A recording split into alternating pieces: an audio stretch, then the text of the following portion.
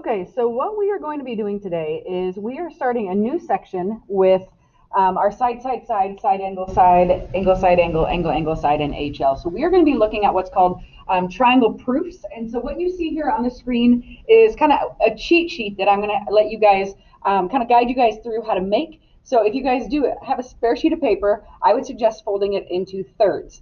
The first column being that given or picture that you see there on the left. The middle column being the conclusion, like what can you get from that? And then the third column being the reason, like why can we say this is true? Okay, so what we're going to look at to start, and this is not an like a list that there's only 4 or 5 things and we're done. You can build on this list as much as you need to. So this is something that I would have kind of on hand for yourselves as we go through this next little section.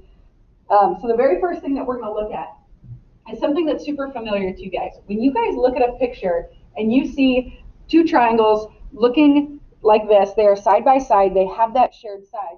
You guys have been trained to recognize that this is congruent there in the middle. Now, the key is with what we're doing today, you have to slow yourself down and actually write that out. Okay, so for example, the conclusion that we just made is that AC is congruent to AC. And the reason that that's the case is something that's called the reflexive property. If you ever learn any sort of properties in algebra, the reflexive property is just when the one thing is equal to itself. Okay, so the reflexive property of congruence. So in other words, AC is congruent to itself. So what I'm going to do is I'm actually going to skip around just a little bit. So if you look at your proof notes for today, I'm going to go to the second pair of notes, or the second question. So when we look at this, okay, let me kind of lay some foundation on what a proof is. A proof is something where you are just describing to someone else who maybe doesn't know how to get from the given information in a picture to whatever it is you're trying to prove. Okay, so the very first thing that you always want to write is your given. Now, don't just like draw an arrow and call it good. Actually write this out. So you're going to write out Km is congruent to Nm, and you're going to write out Lk is congruent to Ln. And if somebody were to say, well, how do you know that's true? Well, the reason that you know that's true is because it's in your given. So on the right-hand side, you are writing the reasoning on why that is true. On the left-hand side, we're making conclusions. Now, if we look at this, what we're going to do is pick apart our given if we can get any more information from this. So for example, you're going to ask yourself, is there anything else we can get from the fact those two are congruent? Well, the answer is no. It's pretty straightforward. They are congruent. That's about it. Same thing here. Can we get any more information from the fact that those two are congruent? Again, that's no. There's no sort of like hidden meaning behind the fact that those are congruent. So what we can do is, now that we know, we've said it in our proof, we can mark it in our picture. So Km is congruent to Nm, Lk is congruent to Ln. And since we can't use the given for any more information, now we're going to look at our picture. So if we look at our picture, what we see here is this shared side down the middle. So our step 2 is going to be that Lm is congruent to itself. That's our conclusion based on the picture. And again, going back to what we just looked at with that cheat sheet, the reasoning is what we call the reflexive property of congruence. So in other words, it is congruent to itself. So now that we've stated it, we can mark it. The number one thing people will do when they first start off with proofs, when they are making a mistake, is that they're just going to mark it in the picture, but forget to write it down in these steps. These steps, that's the answer. All of the steps are the answer. Okay, so you have to make sure that you have all of those steps present. So now if we look back at our picture, the question is, do we have what we need to prove those triangles are congruent? Well, going back off of what we've done recently, we see that we have 3 pairs of congruent sides. So we can say by side, side, side that we have triangle, and we can just copy this straight down into step 3.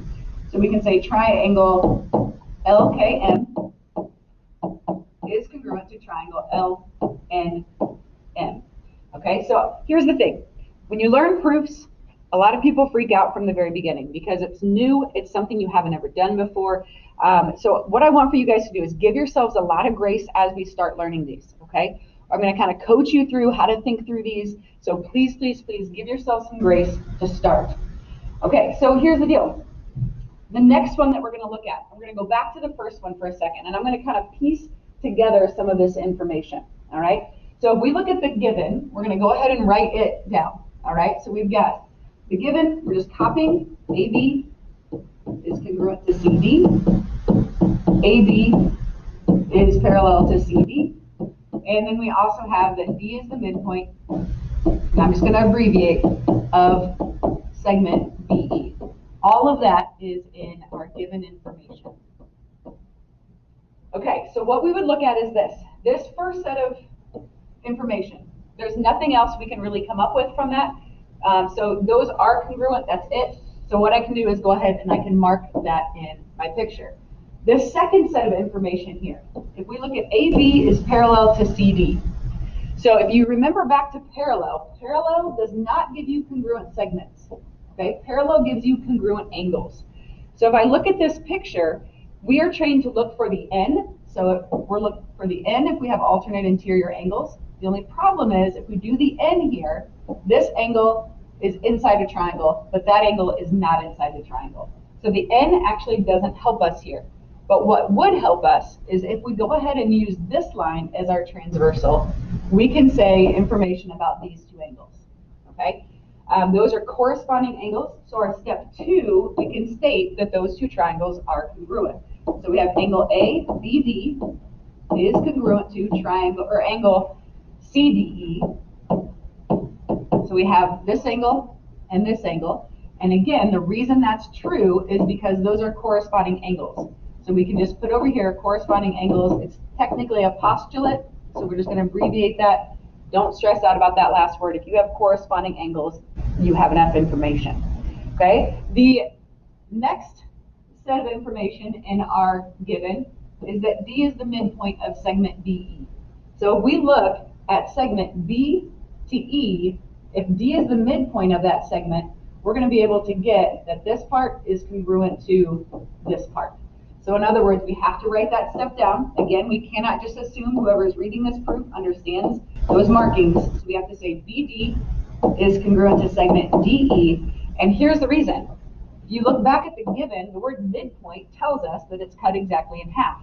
So if it's a word like midpoint or bisects, it is just definition of midpoint. Okay? Now, the question is, if we look at our triangles, do we have enough information? So if we notice we have a side, we have another side, and we have the angle that forms, or that's formed by those two sides. So by side angle side, we have enough information to prove, and again, we're just going to go ahead and write this part down in our last step. So we have triangle ABD is congruent to triangle CDE. Okay, so as you guys are looking at this, one of the main things people ask is, how do you know when you're done? Well, you know you are done when you get to whatever it is you're trying to prove. Okay, so here's the thing. I'm going to go ahead and go back to our cheat sheet, and we're going to talk about a couple other options that we just went through in that question. So if you notice, the thing we used was parallel. Okay, so if we look at this, oops, sorry for that. I'm going to erase that. There we go. If we look at parallel, I'm going to go ahead and slide down. We're going to talk about this second one later. But if you go down to, oops, we're going to go to the last one here, parallel. You have two different options. Okay. One is exactly what we looked at. So here I kind of color coded. If we look at matching colors, so if the red matches up with the red, the green matches up with the green, etc., what we can say is that we're going to have a certain angle which is congruent to a certain angle. Now you'll have to fill in which angles you're looking at, but you have two angles that are going to be congruent. Your reasoning for that is because of the corresponding angle postulate. If you look below, you have this case where you have that N, or you could have technically like that Z. And in that case, again, that's going to give you congruent angles. So it's going to be an angle is congruent to a specific angle. That's considered the alternate interior angles. And then it's the theorem. Now, again, if you guys get the words corresponding angle or alternate interior angles, but you don't get the word postulate or theorem, I'm okay with that. Okay? We're going to do plenty of practice. So again, keep giving yourselves grace. Okay? Now, the other thing that we used in this particular proof is midpoint. Okay? Is midpoint. So as you guys are looking at this, the midpoint, which I have outlined here in this third one, If you have the word midpoint, what your conclusion is if you have a midpoint, it is cutting a segment into two congruent segments. Let me say that again. A midpoint cuts a segment into two congruent segments. So that tells you, in this case, in our picture, that VA is congruent to AC. So that's an example from our picture. And again, the word midpoint tells us that that's true. So if it's a word telling us something or leading us to a conclusion, it is the definition of the midpoint, or definition of, as you'll see later, bisects. Okay, so we've covered three different really popular ones that we're going to use. One is the reflexive property, so if you have that shared side. One is dealing with parallel lines, so corresponding angles and alternate interior angles. And then the third one so far is this definition of midpoint. Okay, so again, this cheat sheet is going to be huge. These are the top 5 that we see over and over and over again in proofs. Okay, so let's look at the next example. Okay, and looking at the next example, again, your given is your step 1. So my step 1 is just to copy down what I have. That step 1 is always the case. It's always the given. Okay, that doesn't change anything. So if we look at these two pieces of information, the first thing that those two pieces are congruent to each other doesn't give us anything new to make a conclusion from. And then if you look at your picture, it's already marked. Boom, boom. All right. The second thing here, AC bisects angle DAB. Now, we've seen this word bisects before on your task cards that you guys did several days ago. This word bisects means to cut an angle in half. So an example I've used with several people, if you have a brownie and you cut a brownie in half, you get 2 brownies. Okay? Or if you have a piece of pizza and you cut a piece of pizza in half, you get 2 pieces of pizza. If you cut an angle in half, you get 2 angles. So if we're looking at this angle here being cut in half, we're going to get this angle and this angle. Now we cannot just call those angle A because there's more than one angle going on at that vertex. So we're going to call those 2 angles. We have angle DAC and angle BAC. And again, the word that told us that that's being cut in half is bisects. So if it's a word leading us to a conclusion, it's a definition. So definition of bisects. Okay? Now, that's all the information we can really get from the given. So now, if you look at your picture, again, you have the shared side down the middle. And if you have that shared side, again, you cannot just mark it. You have to state it in your proof. So you have AC is congruent to AC. Again, if it's a shared side, that's the reflexive property of congruence. So you have this side here. And now, again, when I look at my picture, I have enough information to prove the triangles because I have a side, another pair of sides, and the angle. That angle is between those 2 sides. So we can say by side angle side, and again, we can just copy this straight down. Triangle ABC is congruent to triangle ABC. All right. So again, just to kind of outline our steps, the first place you want to look for information is your given. Get all the information you can from that, make any conclusions you can. And then after that, look at your picture. Okay. Now, you'll notice we used a word on this that we hadn't seen yet before in our proofs, and that is bisects. Okay, so we're going to bounce back to your reference sheet one more time.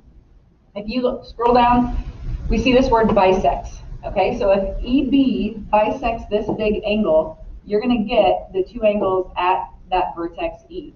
So in other words, our conclusion in this particular case would be angle AEB is congruent to angle BEC.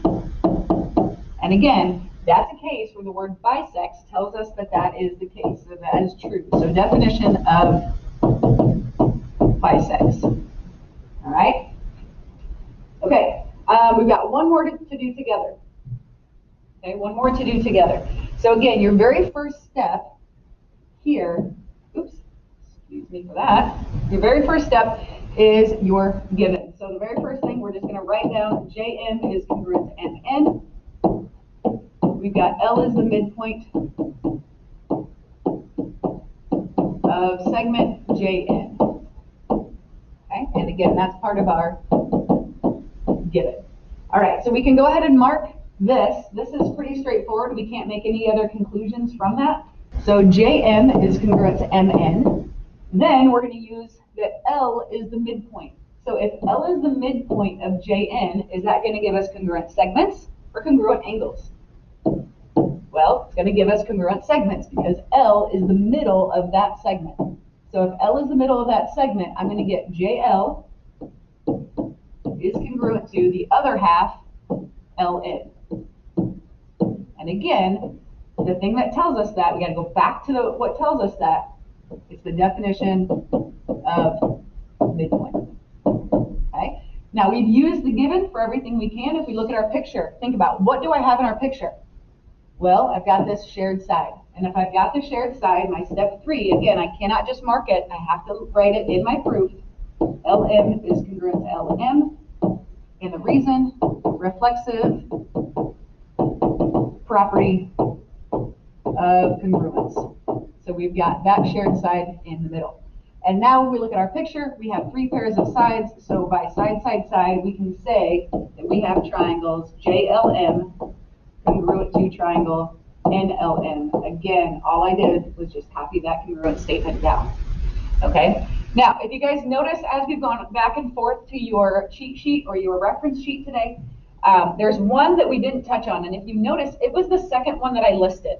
The reason I listed it second as opposed to last, since we don't see it, is because this is one you're going to see a ton. And if you think about your task cards that we just did the other day, most of you recognize that what we have going on here in the middle, we have vertical angles.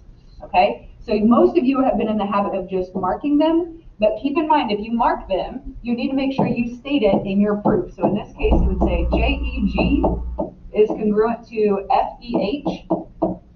Again, you have to use 3 letters to name that because you have more than one angle going on at that vertex E. Those 2 are congruent because you go back and say, okay, why? And that's because they're vertical angles. So it is a theorem, the vertical angle theorem tells us that those are congruent. You're going to see that one a lot, okay? So those are kind of the top 5 that you'll be seeing in the near future. But again, proofs are just kind of like having that annoying little sibling that asks why all the time. Okay, so as you guys are marking your picture, I mean, literally, step 2, why? Corresponding angle postulate. Step 3, why? Definition of midpoint. Step 4, why? Well, because of side angle side. So as you look, you're making conclusions on the left-hand side. You're giving the reason for it on the right-hand side. Again, this is our very first day with this, so give yourselves a lot of grace. Keep looking for growth. Growth is what we're looking for at this point, okay? Ask questions if you need it. Hopefully that all made sense. But again, practice, practice, practice.